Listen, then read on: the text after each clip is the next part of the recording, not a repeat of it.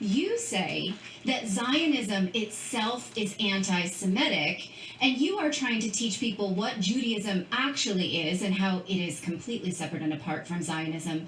So can you explain that for us? Because like I said, this is new to me. How is Zionism anti-Semitic?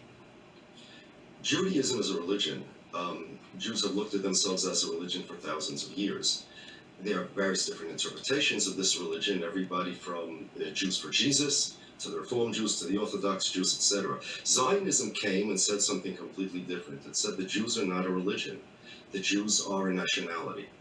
Just like the Greeks had a religion, they worshipped Zeus and the Norsemen worshipped Odin, but their identity was a national identity.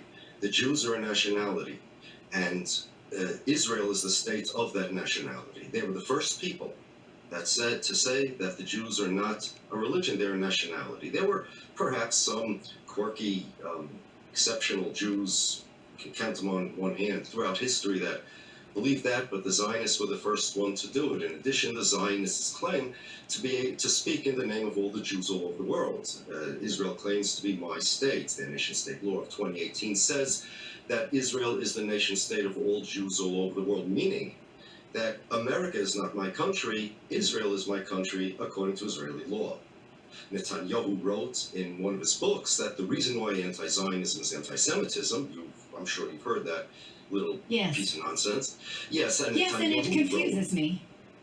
Well, okay, the reason why it's confusing is because it's based on an ideology called Zionism.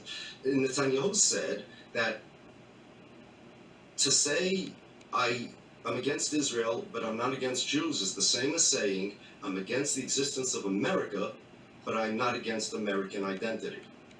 According to Israel, according to Zionism, according to Netanyahu, the Jews are nationals, who may or may not be religious, and Israel is the country of that nationality, which means, like Jonathan Pollard said, he said that he would recommend Jews in America should spy on America for Israel because Jews have loyalty to Israel.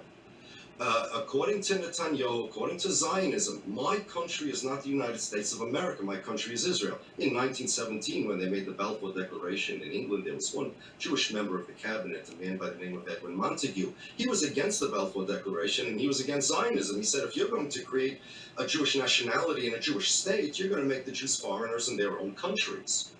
And the Zionists want this. It's anti-Semitic because, first of all, it denies my Jewish identity. It's a complete erasure of Jewish identity. And two, it claims that I'm not a real American. I'm Jewish by religion. My family's from Poland. I have nothing to do with Israel. It's not a question of I'm for or against Israel's policies. I have as much to do with Israel. Jews have as much to do with Israel as they do with China. Inherently.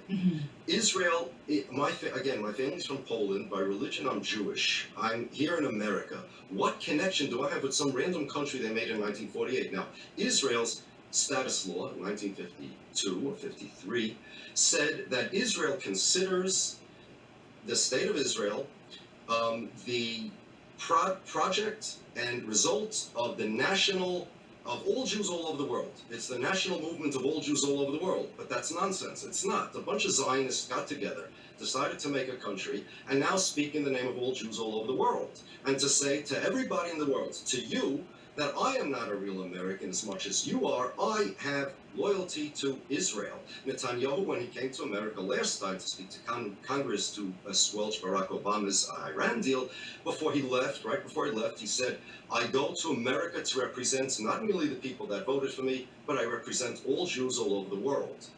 He claims to be basically the prime minister of the Jews. And Naftali Bennett said clearly Netanyahu is the prime minister of the Jews. He is not the prime minister of the Jews. My president, whether I like him or not, is Joe Biden, okay?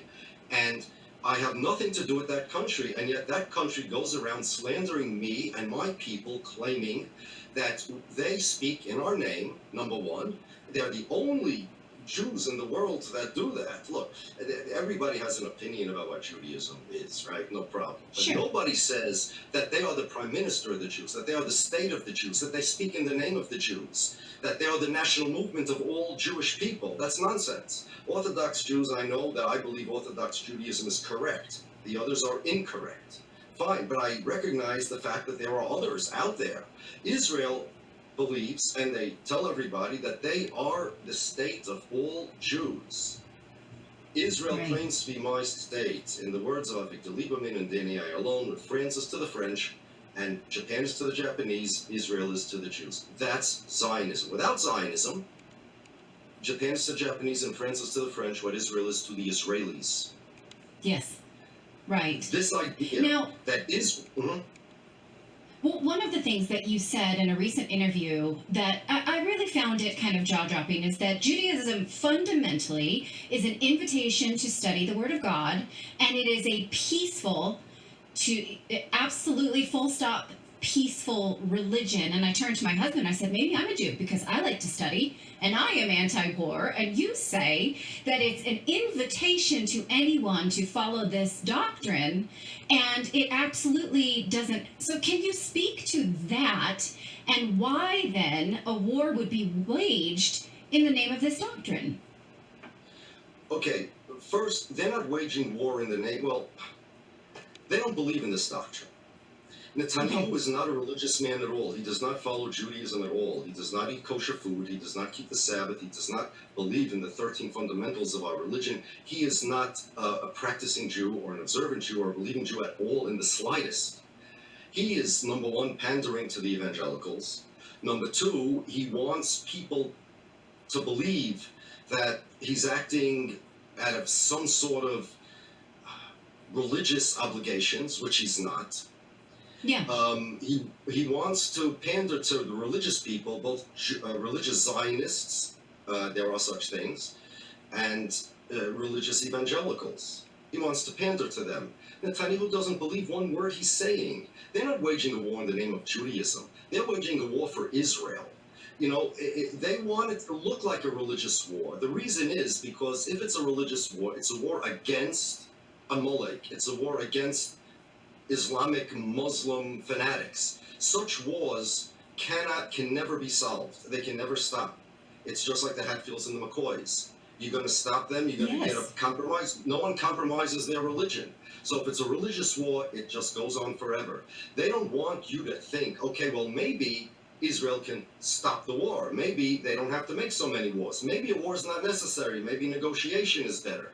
They don't want you to they don't want you to believe that Jews are going to their death. Okay, never mind what they're doing to Gaza.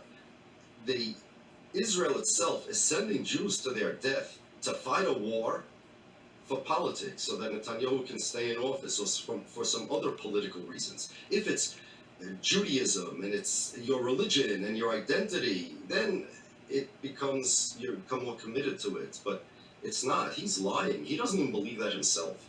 Now, as far as you becoming Jewish, if you follow the doctrine, it's not enough. Part is you have to be committed to the doctrine. In other words, it's more important to be committed to it because everybody sins. Nobody's perfect. If Jews don't follow the doctrine, but they try and they're committed to it, that's what makes somebody a Jew.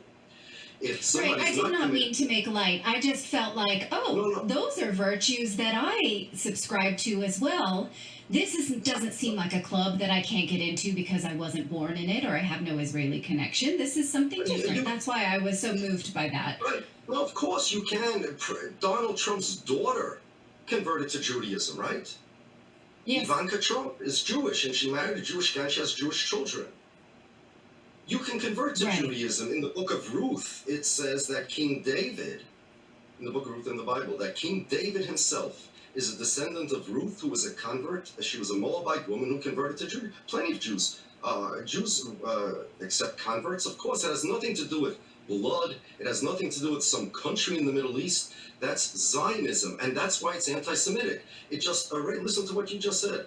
This is what you thought. You thought this because this is what Israel and the Zionists tell everybody, which means my identity as a regular Jew that wants nothing except to serve God, fulfill my religion, pay my taxes here in America, take a walk along the base, spend some time with my family, and leave me alone. I have nothing to do with some foreign country 6,000 miles away, any more than I do with China or Japan or Russia. Just leave me out of your politics. I have enough of American politics. I'm a citizen of the United States of America, and I want nothing to do.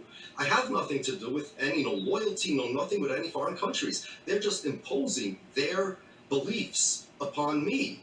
and they're going around telling Yeah. everybody that I'm responsible for their actions As a because they commodity represent me. almost, because one of the first Oh, exposures I had to this idea that Jews are a commodity in order to feed into the Israeli idea was from Ilyan Pape's book, when he talks about how post-Holocaust Israel went and signed up the survivors and talked them out of traveling to the United States, which was where most of them wanted to go because either they had family there or they were traumatized by being in that region. And Israel said, "Oh no, you're coming to Israel, you're not going to the United States." And they took those people out of survivor camps in order to boost their numbers. These are stories we are not told, right? And so this idea that a Judaism identity boosts this state ideal is relatively new and not spoken of, I think, in the conversation around Judaism.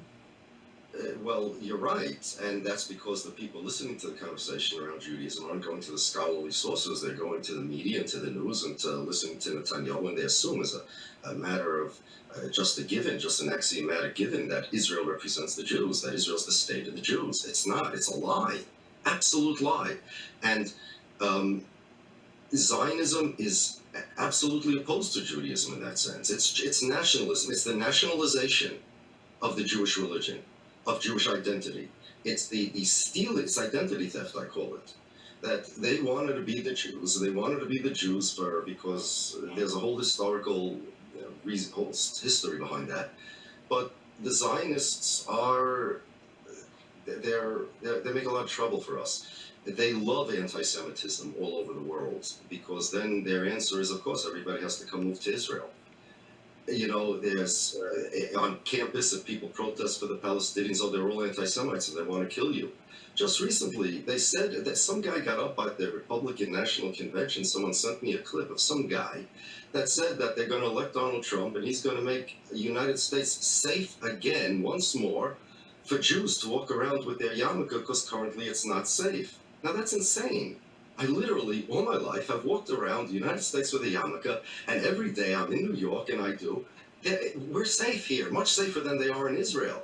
But the idea that we're not safe, because why? Because why? It's nonsense. But Israel wants Jews to feel unsafe. And if you notice, whenever they talk about anti-Semitism on campuses, they don't talk about how many Jews are not safe. They don't speak about how many Jews were hurt, how many Jews were harmed. They speak about how Jews feel unsafe. They go around to Jews and they say, you should feel unsafe. They want to kill you. They want to kill you. So, oh my God, I'm scared. And then they say, oh, look, see, Jews feel unsafe. Well, of course. And now what's the solution? Go to Israel. Go to Israel. Israel's the safest Right. place. Didn't President Biden recently say that if not for Israel, Jews wouldn't be safe anywhere around the world? What kind of nonsense is that? Is that not anti-Semitic? I mean, come on. I am a minority here in this country, and would he say that about any other minority? He's supposed to keep me safe. I pay taxes to him to keep me safe, and he's saying that he, as my president of the United States, he's not keeping me safe. Some foreign country's keeping me safe. Isn't that insane? Well, yes, it is, especially in light of October 7th. We've covered many times on this show how the Israeli government was responsible for creating Hamas. And so that fundamentally makes people who live in Israel unsafe. So, can you tell me what the Orthodox Judaism response would have been to October 7th? Or is that even a question because the Orthodoxy would not have created this conflict with Hamas? I'm not sure where to come at this. You see, I'm circling it. So, can you help me? That's right. It's that question is similar to ask, in a way, it's similar to asking me what's the Orthodox response to Ukraine's bombing Russia. The Orthodox Jews have nothing to do with what Israel did. Israel's China. Zelensky's Jewish and Netanyahu's Jewish, and their actions equally represent the Jews and are equally connected with Orthodox Jews. That's number one. Number two, Orthodox Jews would not have created the state of Israel anyway. We're not allowed to have a state of Israel. We're a religion, and until the Messiah comes, we're not even allowed to have any state, any sovereignty at all. We would not have created this. And I want to tell you something. You talk about before what you heard from Ilan Pappy. 100 years ago, a few weeks ago, was the 100th anniversary of the death of a man named Yaakov Dahan. I don't know if you heard of him. Here's the story.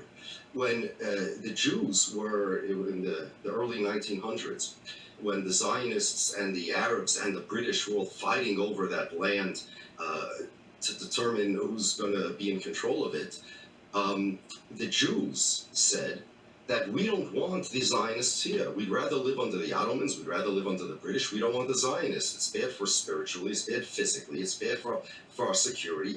We don't want it. But they didn't have an in to the British, who then had the mandate. But there was a man who was a Dutch guy, Jacob de Haan. He was a lawyer and a poet and a professor, and he was very hooked. He was a famous guy. He was very hooked up, very prominent scholar. And Rabbi Yosef Chaim Sonnenfeld, he was the chief rabbi of the Orthodox community back then. He sent Jacob de Haan, he said, go to the British and tell them that the Orthodox Jews here, we don't want Israel. We don't want this so-called Jewish state.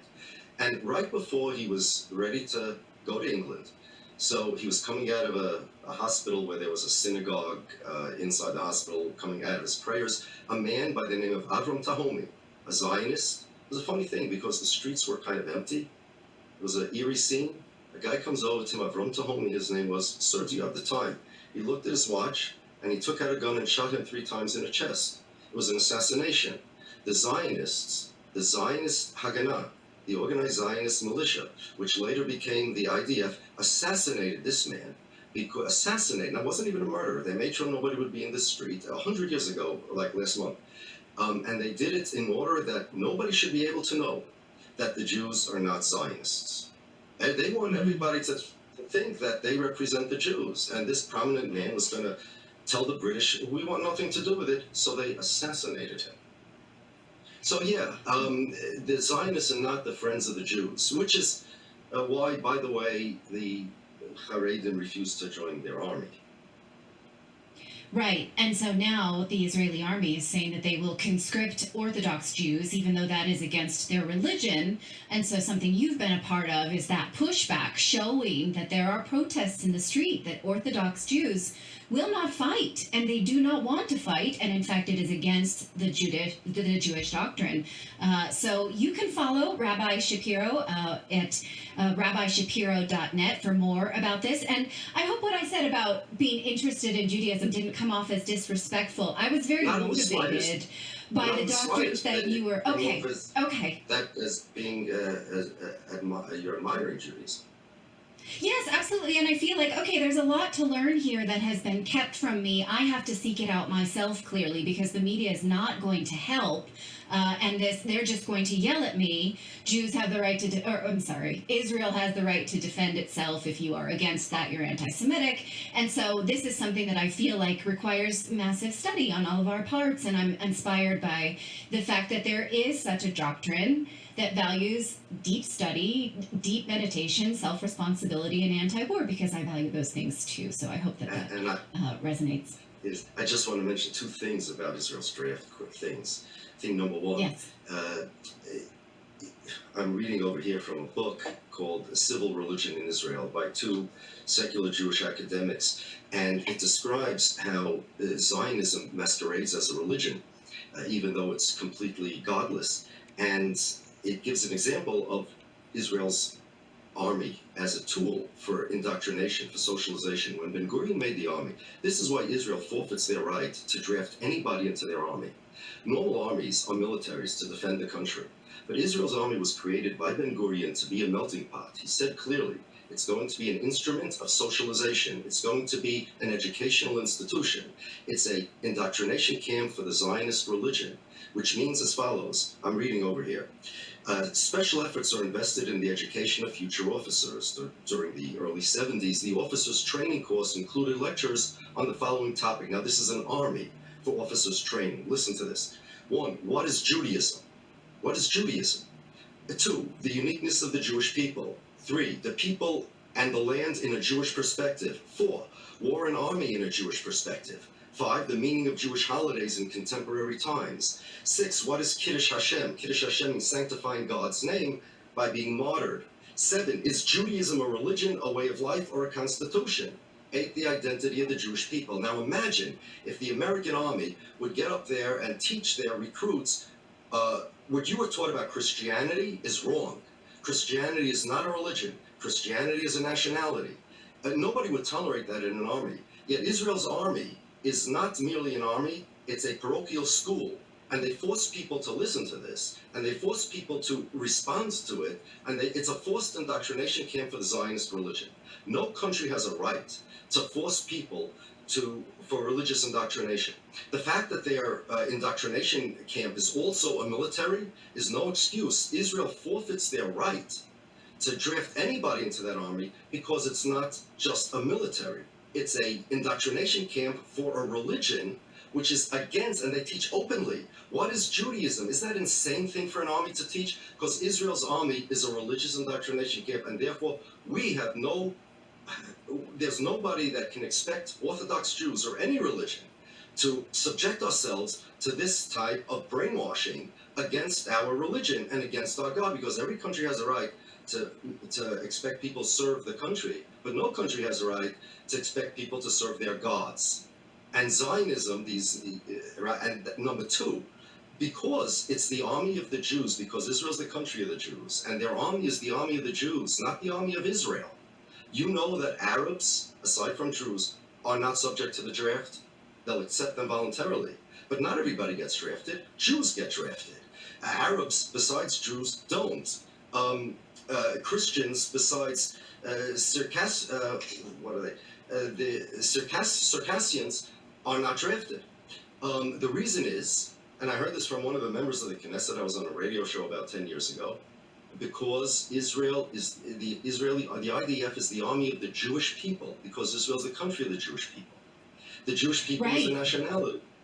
But all of this is, let them teach people how to secure a country. Let them teach people how to be soldiers. They're busy in the army teaching people about the Jewish religion, how my version of the religion is wrong, and it's just a nationality. Let them separate church and state, at least in the army. Until then, they have no right to draft anybody. Israel's army is an indoctrination camp for a religion, and no country has a right to ask anybody, no moral right to ask anybody to go through that type of brainwashing. Right. Well, thank you so much for sharing this with me. I hope you come back on Redacted another time. Again, you can find Rabbi Shapiro at rabbishapiro.net and his book called The Empty Wagon about Zionism. So it really was a pleasure to speak with you, sir. Thank you so much. A pleasure to be here.